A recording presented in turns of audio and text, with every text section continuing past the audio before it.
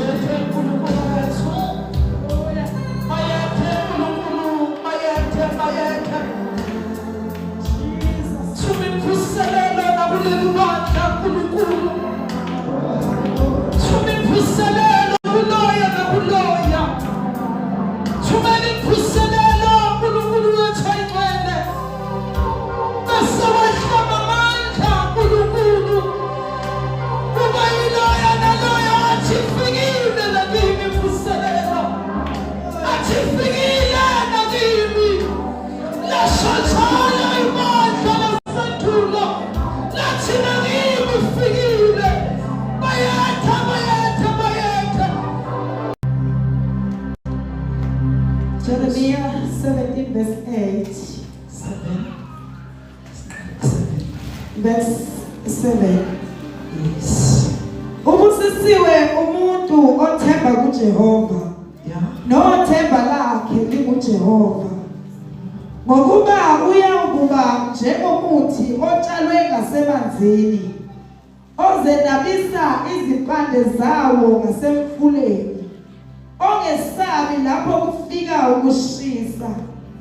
Amaqabunga awo abe luhlaza, angabi naluvalo ngomnyaka wesigagadu, anganqamuki ukuthela izithelo. Jesus isekhona ithemba lasemini. Hallelujah. Lisekhona ithemba bazalwane lasemini. Sisenalo ithemba manxele lasemini. Hallelujah. Sinikeziwe ithemba lasemini. Hallelujah. Jesus. La esifunda khona sifunda la khona uJeremiah makakhuluma lana ukhuluma ushaya ingxoxo yesono sakwaJuda ukhuluma ngobubi bakhona obasitha ubuso bukaNkulunkulu uyasho into ayishoyo uma ekhuluma lana uyaveza ububi besono uyaveza ububi bokungabi nalithemba kuNkulunkulu uma ekuveza uma ekhuluma nabo uthi uNkulunkulu kunalezinto ayishoyo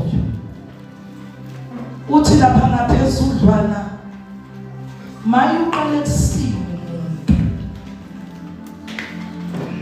othi uma ebeka ithemba lakhe alibeke kumuntu kunalesi siqalekiso ahamba naso ngenkathi esusile ithemba lakhe kuNkulunkulu athatha ithemba lakhe wayisa kumuntu wathi uma ethemba wathemba into yena afuna ukuthi ayibone ngamehlo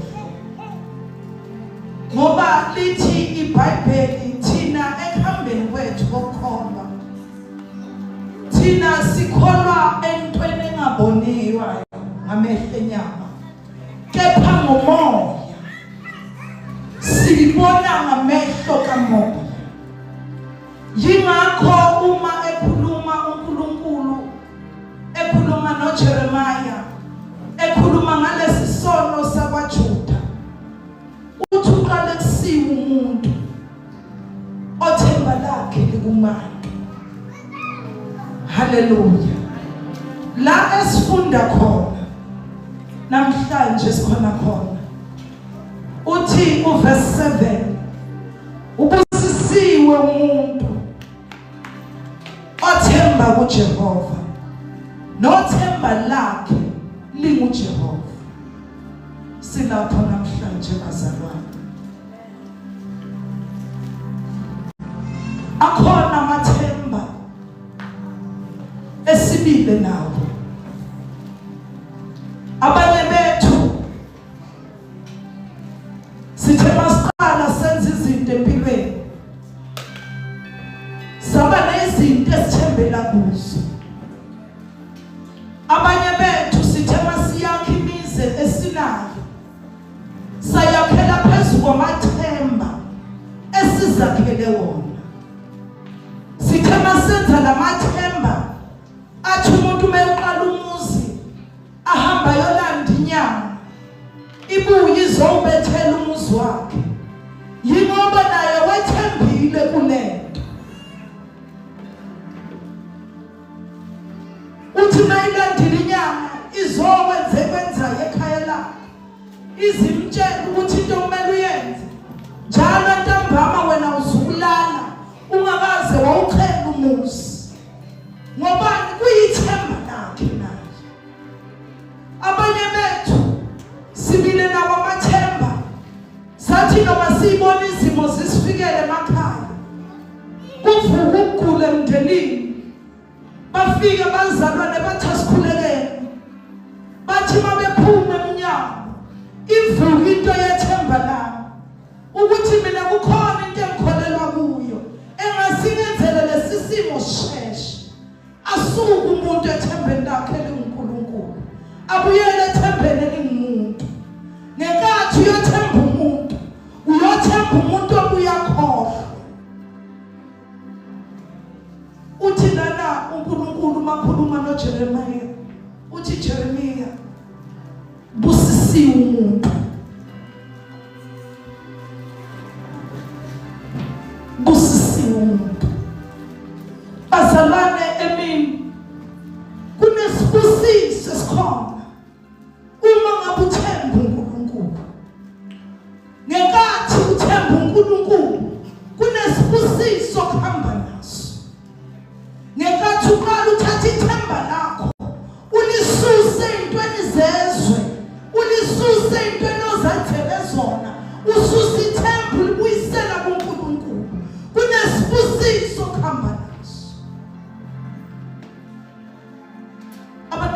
bakwa-Israyeli lithi iBhayibheli ngenkathi baseGibhithe basekuhlukunyezweni, mabehlukunyezwa ngalesa sikhathi, lithi iBhayibheli bakhala kuNkulunkulu, ukukhala kwabo kwazwakala kuNkulunkulu ngenkathi bephuma esethumela uMoses. Bathi mabephuma eGibhithe laqala lavuka ithemba kubo. Bathi masebehamba endleleni wavela uNkulunkulu wazoveza ukuthi mina uNkulunkulu ongathembela kuwo. Lithi iBhayibheli uma behamba endleleni emini uNkulunkulu wayevela beyinsika yefu. Nangempela kubuyisa ithemba kulabantu abaphuma ehluphekeni. Lithi iBhayibheli ebusuku la khona kumnyama khona, la khona kufika yonke into emnyameni, la khona ithemba liphele khona, la khona uMoses abajika balahle, bese lithi iBhayibheli uNkulunkulu wayevela abeseka insika yomlilo. Lithi aliholi ibandla laba-Israyeli emnyameni. Liyalahleka ithemba bazalwane. La kuvuka khona ubumnyama bazalwane, liyaphela ithemba. Ubumnyama bazalwane yilezi zimo esihlangabezana nazo endleleni. Ngenkathi sisebumnyameni ingozi inkulu ebakhona emnyameni. Ngenkathi usemnyameni ziningi izinto ezenzakalayo emnyameni. Kepha uNkulunkulu usisile umuntu othemba lakhe likuJehova, nothemba lakhe likuJehova. Oh hallelujah Jesus. Abantwana bakwa-Israyeli ngaze ngayithanda lento bazalwane. Lithi iBhayibheli sebehamba endleleni. Uyazi bazalwane, uma uthembe uNkulunkulu kuthi nala khona angithi yemshile ezwini lakhe athi uthemba yena. Ngenkathi uthemba uNkulunkulu kuthi la ubona khona ukuthi amandla yaphela khona. Lithi iBhayibheli uyawabuyisa amandla koyethileyo. Jesus. Babazalwane, abantwana bakwa-Israyeli, lithi iBhayibheli babethi mabesehlala, bathi mabefika ehlala bazalwane bakhumbula ukuthi emuva sishiye ukudla. Wathi mabafikile lokho bakhumbula ukuthi Moses kunomuntu oshilo wathi sikhiphe eGibhithe, thina eGibhithe besidla. Lithi iBhayibheli uMose wabuyela ethembeni lakhe. Makabuyela uMose aya kuNkulunkulu. Lithi iBhayibheli uNkulunkulu wathi weMose batshele ukuthi ekuseni ngey'ntatha abake bavuke, kukhona ukudla okuzayo ngey'ntatha. Awubazalwane, kukhona ukudla ngey'ntatha, kukhona lokudla okudliwa ngey'ntatha. Ngenkathi uzolalela uNkulunkulu bese uyavuka ngey'ntatha uyadlumana. Kukhona ukudla ngey'ntatha bazalwane. Ngenkathi ithemba liphela ukudla kungekho ekhaya ngey'ntatha kukhona. Haleluya. Uyakuletha uJehova ngey'ntatha. Abalambi abahlala kuJehova, abalambi bayasuthiswa ngoba yena uthini uyisipho sokuphila. Oh Jesus. Abalambi bazalwane. Haleluya.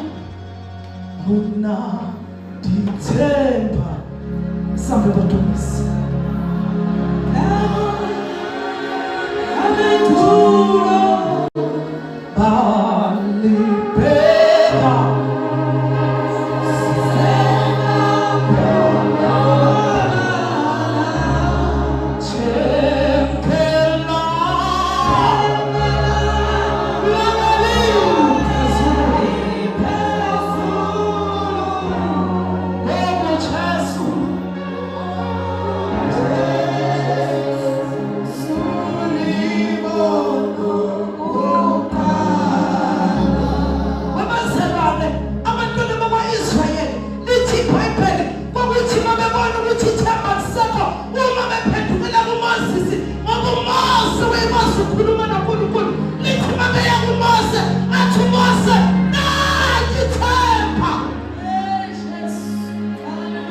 Abazalwane likhona ithemba namhlanje. Likhona ithemba uJesu Kristu. Elithi iBhayibheli wathi ngelinye ilanga wafika isikhathi labethana khona emqamuzweni. Lithi iBhayibheli ohlangothini naye wakhuluma lefana ubandla. Singabasenqabeni. Singabasenqabeni. Singabasenqabeni nje.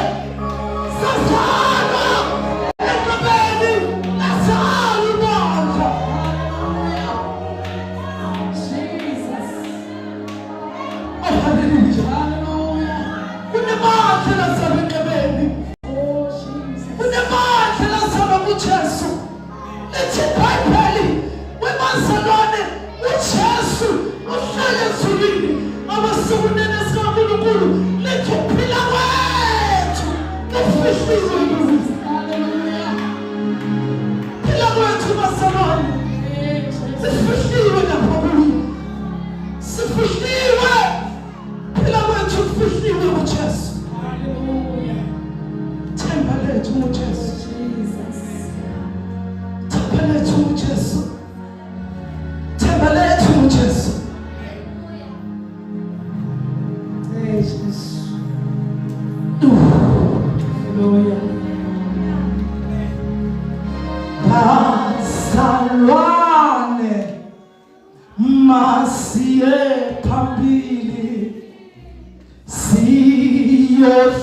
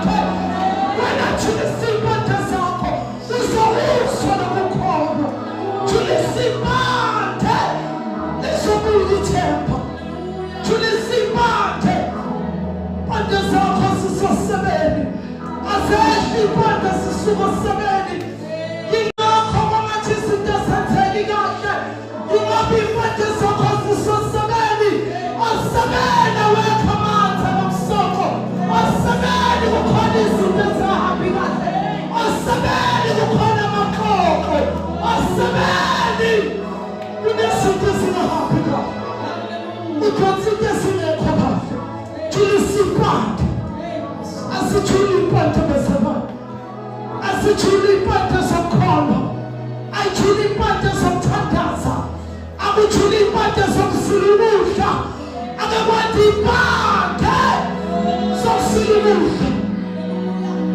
Asijuliseni impande ubazalwane, ubazalwane. Ayijule bezalwane impande. Abanye bethu sisosebenza, usebenza siyashesha ukuduma, usebenza iyenzeka kuhlume kodwa kungakhuli kahle, kodwa lithi lelizwe impande zijulile zenza ukuthi ithelithe kube nalezithelo elizodla ibandla, udla umthelo wakho, badla abazali bakho, ubone ekhaya bayasindiswa, kusindiswa wena umncane ngenxa yokuthi impande ezakho ziyejuleni, bakwazi ukuphuma iy'thelo zokholwa, bakholwe ekhaya lini ngoba babone wena inkambo.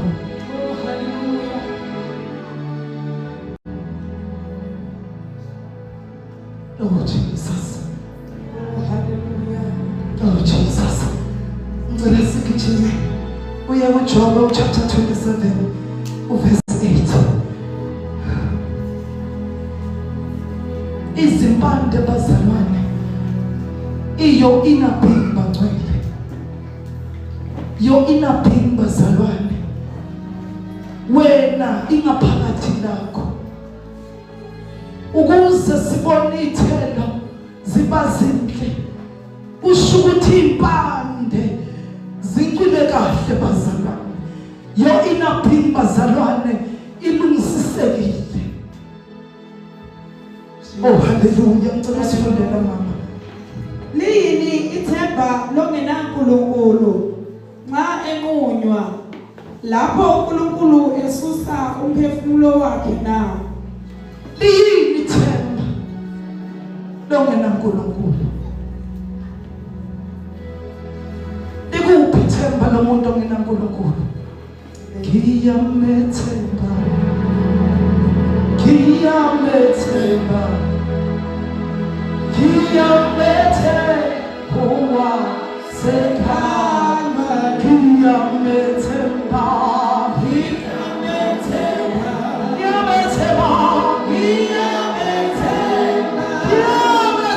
ngiyamethemba, ngiyamethemba, ngiyamethemba,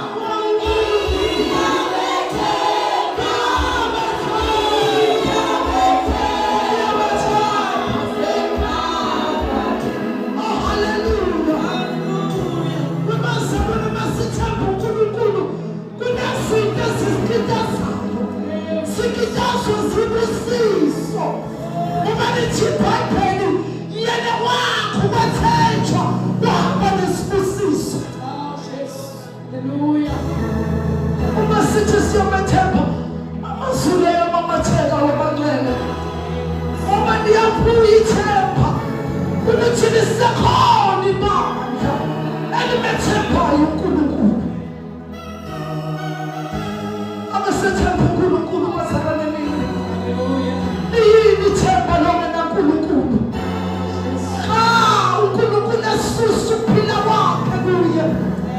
Lithi yobaleke yaphi ngoba ukufa kube sekufikile kuye. Liyini ithemba lalo muntu?